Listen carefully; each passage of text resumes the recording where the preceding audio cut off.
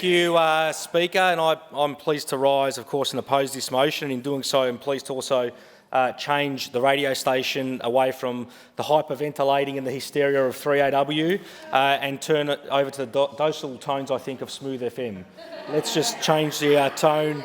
Let's just tone the tune, all Gold FM it could be as well. But because I will be bringing back some of the greatest hits as part of this as well, of course, Speaker, which I'm sure you can appreciate as well. And I want to begin by just acknowledging the incredible hard work and advocacy of the member for Narre Warren North. Let's not forget this absolutely absurd motion by the member for Paran is about condemning the member for Narre Warren North, and you wouldn't be able to find a harder working member than the member for Narre Warren North, dare I say, in this place. I mean, we're all hard working, of course, but she has been working very, very, very hard, Acting Speaker, for her community, and I just point to all the various achievements that others have pointed to that she's secured for her community in that regard as well. But it's also a motion that's about supposedly leadership, confidence and integrity, and I just think the height of this Liberal, National, One Nation coalition, whatever they're called these days, to come in here and to want to talk about leadership, integrity and confidence in the party room is just absolutely astounding. This is the same Liberal Party that's had no less than 6 leaders in 7 years. 6 leaders in 7 years. Let's not forget that as well.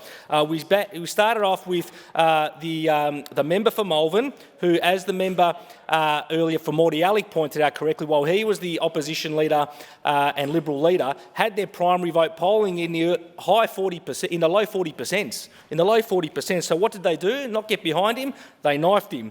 Then we had the member for Bulleen, of course, over 2 separate occasions as well, notwithstanding his failed election attempts of 2018 and 2022, where he ran on a narrative to divide our community, and Victorians saw otherwise. But he was also, don't forget, the shadow minister at one stage or rather for government transition to government, I think they called the portfolio. And when the whole point of transitioning to government, I would have thought, is the job of the actual opposition leader, but no less, the new opposition leader comes in and abolishes that portfolio as well. Then we had the member for Hawthorn, the poor old member for Hawthorn, who was actually one of the hardest working, I think, opposition leaders from the other side as well, who worked very hard, and particularly given his multicultural, multi-faith Italian heritage, I should say, that I share with him, you know, and of all times they decide to go shaft one of the very few multicultural Liberal members and leaders in this place and almost send him bankrupt, which was absolutely shameful and disgraceful, by taking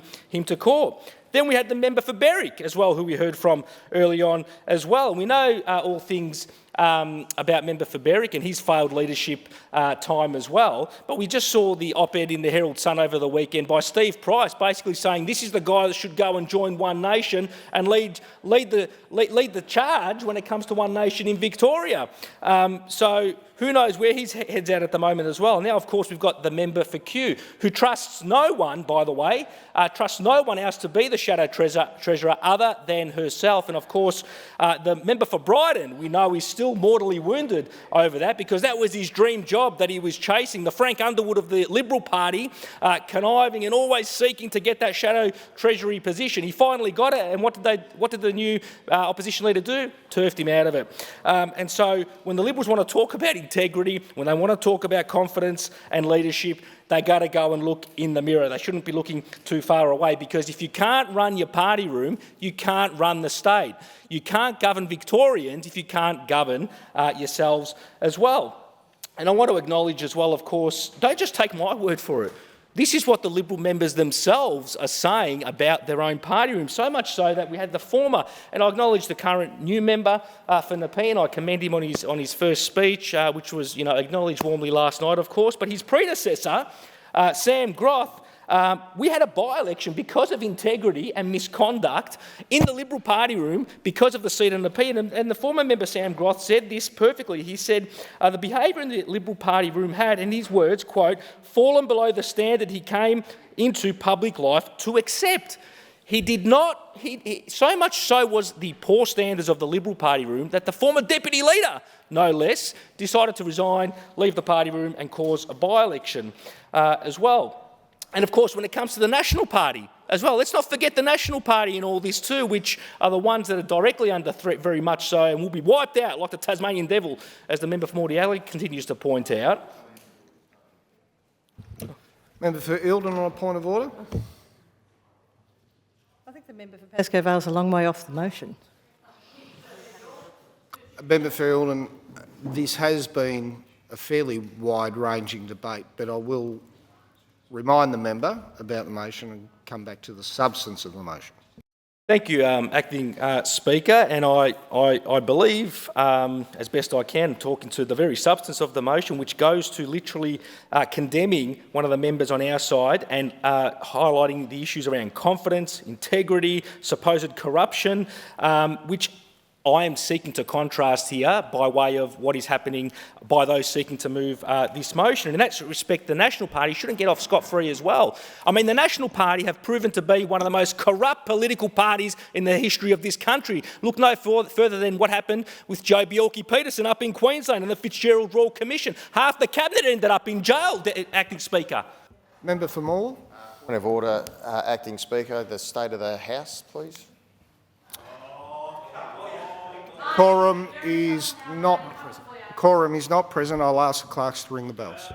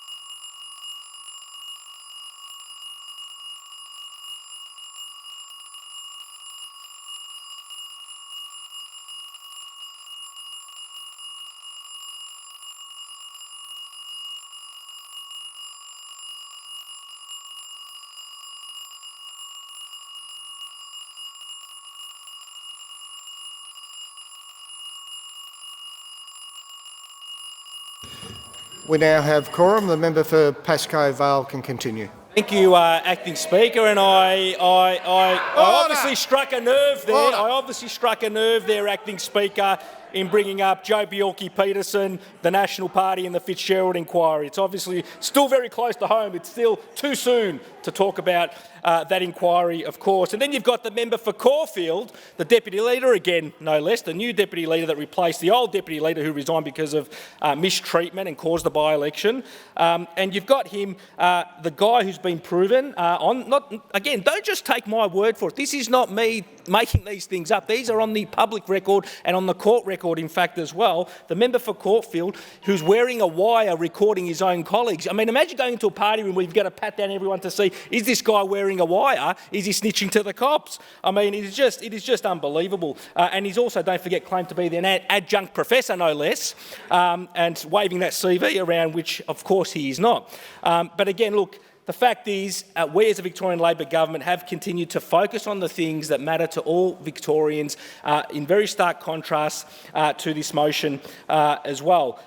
Jobs, education, transport, health, environment, social justice, community safety, cost of living. We are continuing to deliver and invest in the things that matter. And I just want to say, Speaker, in stark contrast to all these things that we're delivering, new schools, hospitals, transport, I mean, what would the Liberals and Nationals have done? They have opposed every single one of these investments every step of the way that we have seek to put up. And you don't need to, again, take my word for it, Acting Speaker, because it's all in and not in the document that the Liberal National Coalition have just released recently, which is their 10-year plan to secure Victoria's economic future, of course. And it doesn't, I've gone through this very comprehensively, Acting Speaker, a fresh start for Victoria, and it mentions nothing about free kinder, free public transport for young people, free dental and glass in schools, nothing about 20% rego rebates. It's a plan for cuts, Deputy Speaker. There is absolutely nothing there, but we have seen